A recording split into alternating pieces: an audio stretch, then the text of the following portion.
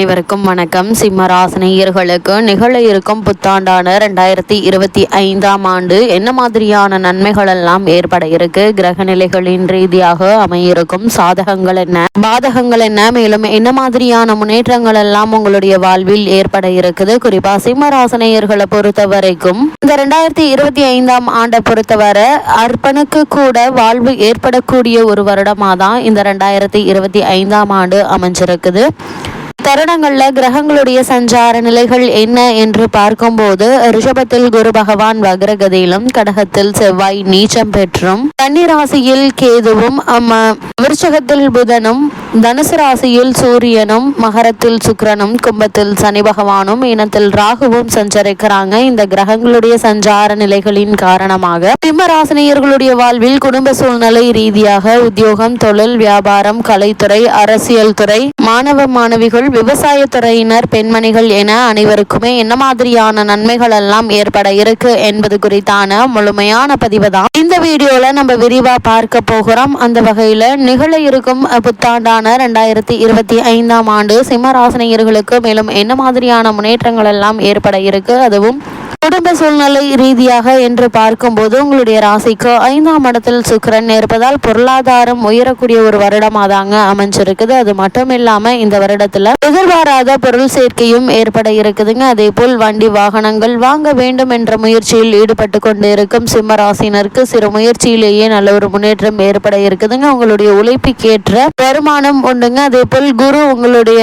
2ஆம் இடத்தை பார்ப்பதால் பல்வேறு விதமான குடும்ப பிரச்சனைகள் அதேபோல் உங்களுடைய முயற்சியால் சுமூகமாக தீர இருக்குதுங்க. பூர்வீக சொத்து சம்பந்தமாக வழக்குகள் இருந்தாலும் கூட அந்த வழக்குகள்ல சாதகமான தீர்ப்பை தற்போது நீங்கள் எதிர்பார்க்கலாங்க. அதே போல் சூழ்நிலை அறிந்து செயல்பட இருக்கீங்க. கலை தொழில்கள் சிறப்பாக நடக்குங்க. அதே போல சிம்மராசினியர்களை பொறுத்த வரைக்கும் இந்த வருடத்தில் தற்போது உங்களுக்கு நடைபெற்று வரும் தசாபுக்திகளினுடைய அடிப்படையில் ஆடை ஆபரண சேர்க்கை உண்டுங்க. கோயில் தரிசனம் உண்டுங்க. அதே போல் பிறகு பார்த்து கொள்ளலாம் என்று கைவிட்ட விஷயங்கள் உங்களை தேடி வரக்கூடிய ஒரு வருடமாக தான் இந்த 2025ஆம் ஆண்டு அமைஞ்சிருக்குது என்பதை கிரக நிலைகள் மீண்டும் மீண்டும் அறிவுறுத்துதுங்க. அந்த வகையில் சிம்மராசினியர்களுக்கு இந்த வருட கிரக நிலைகளை பொறுத்த வரைக்கும் முக்கிய கிரகங்களான ராகு, கேது, குரு, சனி ஆகிய முக்கிய கிரகங்கள் பயிற்சி ஆகிறாங்க. அந்த வகையில பார்க்கும்போது இந்த 2025ஆம் ஆண்டை பொறுத்த வரைக்கும் ஏப்ரல் மாதம் மீன ராசியில் இருக்கக்கூடிய ராகு கும்பராசிக்கும், கன்னிராசியில் இருக்கக்கூடிய கேது சிம்மராசிக்கும் பயிற்சி ஆகிறாங்க.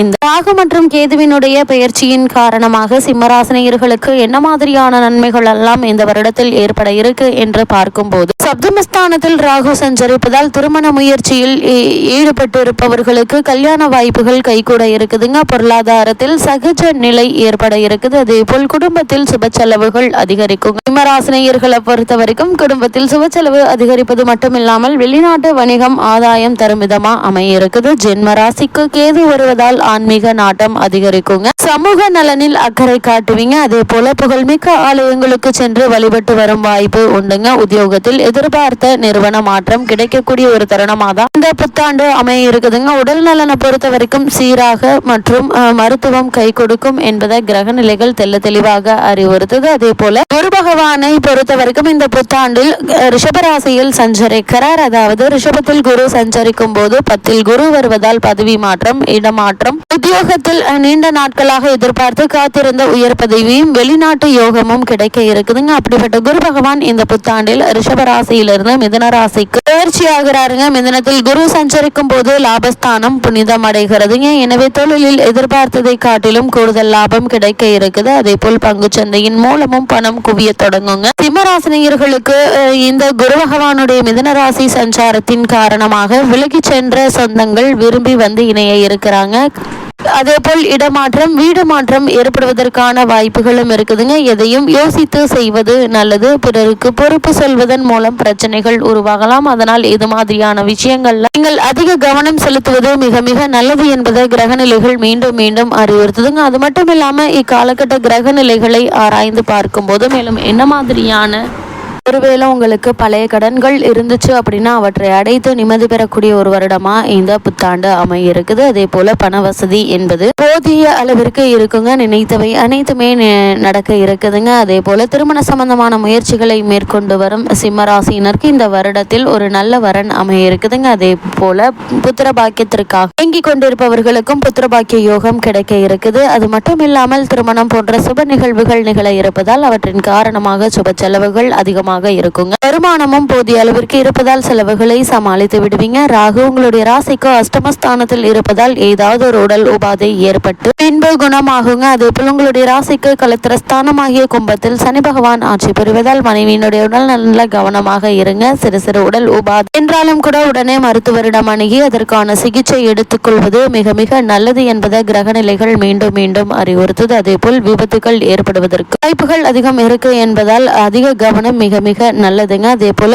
சிம்மராசினியர்கள் உத்தியோகஸ்தர்களுக்கு இந்த புத்தாண்டில் மேலும் என்ன மாதிரியான நன்மைகள் எல்லாம் ஏற்பட இருக்கு என்று பார்க்கும் போது நீங்கள் வேலை பார்க்கும் இடத்தில் அனைவருடனும் விட்டு கொடுத்து சற்று அனுசரித்து நடந்து கொள்ள வேண்டுங்க. அன்றாட கடமைகளையும் கவனமாக இருப்பது மிக மிக அவசியங்க. ஒரு சிறு தவறும் பெரிய பிரச்சனையில் கொண்டு போய் விடக்கூடுங்க. மேலதிகாரிகள் நியாயமாக நடந்து கொள்ளாவிட்டாலும் நீங்கள் உணர்ச்சி வசப்படாமல் உங்களுடைய கடமைகளை மனதை செலுத்துங்க. புதிய வேலைக்கு குறிப்பாக அந்நிய நாடுகளில் பணியாற்ற விருப்பம் இருந்துச்சு அப்படின்னா இடத்தரகர்களை நம்பி பணத்தை இழப்பதற்கு வாய்ப்புகள் இருக்கு. அதனால் எந்த ஒரு முயற்சியாக இருந்தாலும் நீங்களே மேற்கொள்வது மிக மிக நல்லது. அதே போல இக்காலகட்டங்களில் எச்சரிக்கையாக இருப்பது அவசியங்க. சிம்ம ராசியை சேர்ந்து தொழில் மற்றும் வியாபாரம் செய்பவர்களுக்கு புத்தாண்டான 2025ஆம் ஆண்டு மேலும் என்ன மாதிரியான நன்மைகள் எல்லாம் ஏற்பட இருக்கு என்று பார்க்கும்போது சக்தி வாய்ந்த ராகு அமர்ந்திருக்கும் நிலையில் சனி பகவான் உதவிகரமாக இல்லைங்க. சந்தை நிலவரத்தை உன்னிப்பாக கவனித்து தீர விசாரித்து அதற்கேற்றாற்போல் உற்பத்தியை கட்டுப்படுத்தி கொள்ளுங்க. ராகுவினுடைய நிலையினால் உற்பத்திக்கு அவசியமான மூலப்பொருட்களுடைய விலை பல மடங்கு உயர்ந்து விடுங்க. அதே போல் சக கூட்டாளிகளினாலும் சிரமங்கள் ஏற்படுங்க. விஸ்தரிப்பு திட்டங்களை அளவோடு வைத்துக் கொள்ளுங்க. அதே போல் பண விஷயங்கள்ல எவரையும் நம்பிவிட வேண்டாம். குறிப்பாக கிளை நிலையங்கள் விற்பனை கூடங்கள் ஆகியவற்றின் கணக்குகளை கண்காணித்து வருவது